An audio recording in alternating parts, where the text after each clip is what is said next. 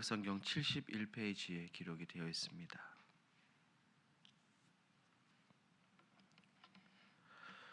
마가복음 10장 15절 16절 우리 한 목소리로 함께 읽도록 합니다.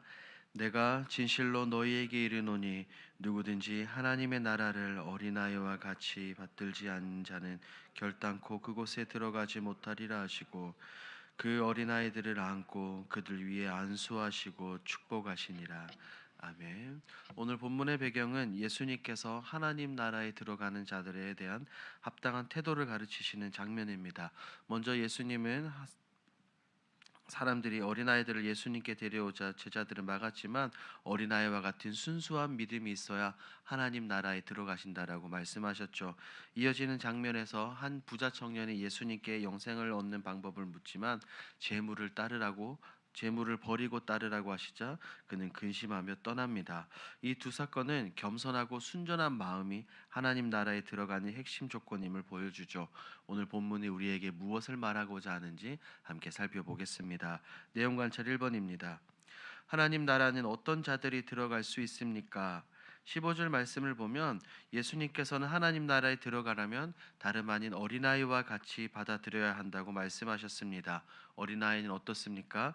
겸손하고 순수하며 온전히 하나님을 의지하려는 태도를 가지죠. 즉 자신의 공로나 조건이 아니라 하나님을 온전히 신뢰하는 믿음을 가진 자만이 하나님 나라에 들어갈 수 있다는 겁니다. 하나님의 은혜를 온전히 받아들이는 자들이 하나님 나라에 합당한 것을 우리 주님께서는 알려주신 겁니다. 내용 관찰 2번입니다. 부자 청년은 모든 재물을 팔아 가난한 자들에게 주고 자신을 따르라는 예수님의 말씀에 어떤 반응을 보입니까? 22절 말씀을 보니 부자 청년은 예수님의 말씀을 듣고 근심하며 떠났습니다. 그는 어려서부터 율법을 지켜왔지만 많은 재물을 가지고 있었기에 그것을 포기하지 못했죠. 우리 주님께서 모든 재물을 팔고 가난한 자들에게 나누어 주라고 하셨을 때 그는 하나님 나라보다 자신의 재물, 자신의 소유를 더 중요하게 여겼기 때문입니다. 이 장면은 물질에 대한 집착이 하나님을 온전히 따르는데 걸림돌이 될 수 있다는 것을 우리에게 보여주죠. 영구와 묵상입니다. 예수님께서 어린아이처럼 하나님의 나라를 받아들이는 자만이 그 나라에 들어갈 수 있다고 말씀하신 이유는 무엇입니까? 우리 주님께서 이렇게 말씀하신 이유는 다른 것이 아닙니다. 어린아이의 순수한 태도, 마음, 하나님을 향한 절대적인 의존이 바로 신앙의 본질이기 때문이죠. 몇 가지로 한번 살펴볼까요? 첫 번째, 어린아이는 전적으로 부모님을 의지합니다. 이 어린아이는 자신의 힘으로 살아갈 수 없으며 부모를 온전히 신뢰하고 의지합니다. 먹을 것, 입을 것, 보호받는 모든 것을 부모에게 맡기죠. 마찬가지로 하나님 나라에 들어가기 위해서는 자신의 능력이 아니라 하나님의 은혜를 전적으로 신뢰하는 태도가 필요한 겁니다. 많은 사람들은 개인적으로 스스로 무언가를 이루어야 한다는 생각을 가지지만 하나님의 나라는 그렇지 않다는 겁니다. 우리의 공로나 능력, 업적, 조건이 아니라 오직 하나님의 은혜가 결정적인 조건입니다. 두 번째입니다. 어린아이는 겸손합니다. 어린아이는 자신을 내세우지 않고 모든 것을 감사하며 받아들입니다. 하지만 성인들은 다르죠. 종종 나의 업적, 경험, 선행을 내세우며 그것을 가지고 하나님께 나아가려고 합니다. 예수님께서 부자 청년에게 너의 소유를 팔고 나를 따르라고 하셨을 때 그는 자신의 많은 재물을 포기하지 못하고 예수님을 떠났습니다. 이것은 세상의 소유와 자랑이 하나님 나라를 받아들이는데 방해가 될 수 있다는 것을 보여줍니다. 하나님 나라에서는 어떠한 지위나 재산도 아무 의미가 없으며 오직 겸손한 마음으로 나가는 자들이 하나님 나라에 들어갈 수 있는 겁니다. 세 번째, 어린아이는 순수하게 믿고 받아들입니다. 어린아이들은 부모의 말을 의심 없이 믿고 받아들이죠. 하지만 어른들은 자신이 지금까지 했던 경험들, 논리를 앞세워 조건을 따지고 계산하며 믿음을 더욱더 복잡하게 만드는 경향이 있습니다. 신앙생활에서도 마찬가지예요. 때로는 이렇게 생각합니다. 내가 충분히 노력해야 하나님께 인정받을 수 있는 것 아닌가라고 말입니다.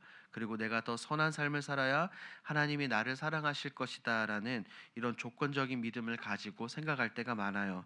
그러나 어린아이가 아무 조건 없이 부모님의 사랑을 믿듯이 하나님을 향한 믿음도 그렇게 순수해야 하는 겁니다.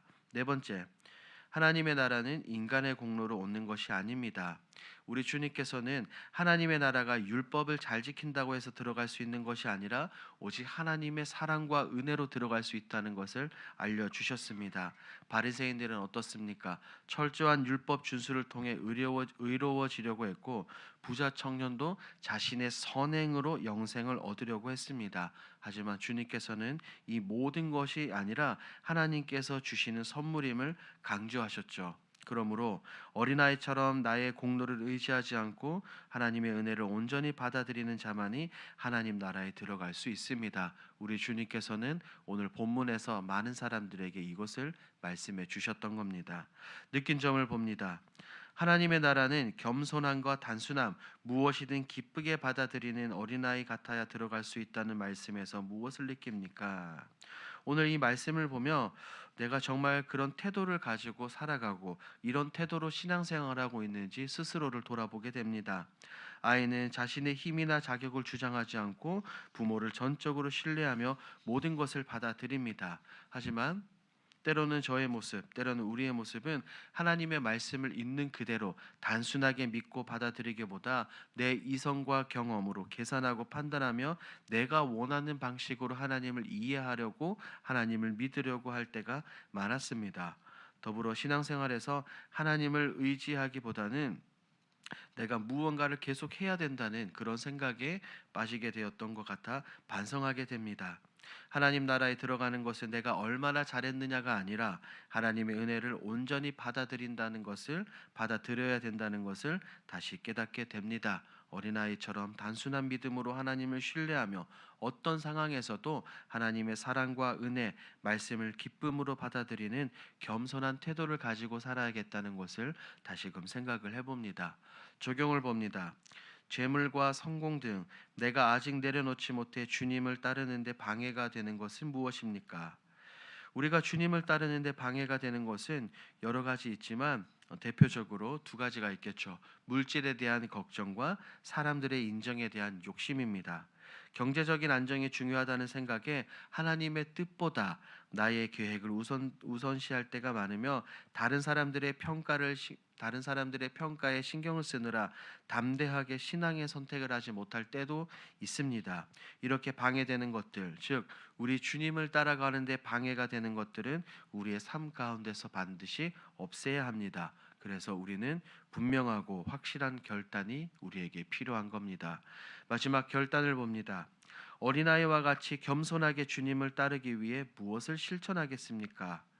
어린아이와 같이 겸손하게 주님을 따르기 위해 첫 번째로 하나님께 온전히 맡기는 삶, 하나님께 온전히 맡기는 기도를 하는 것이죠.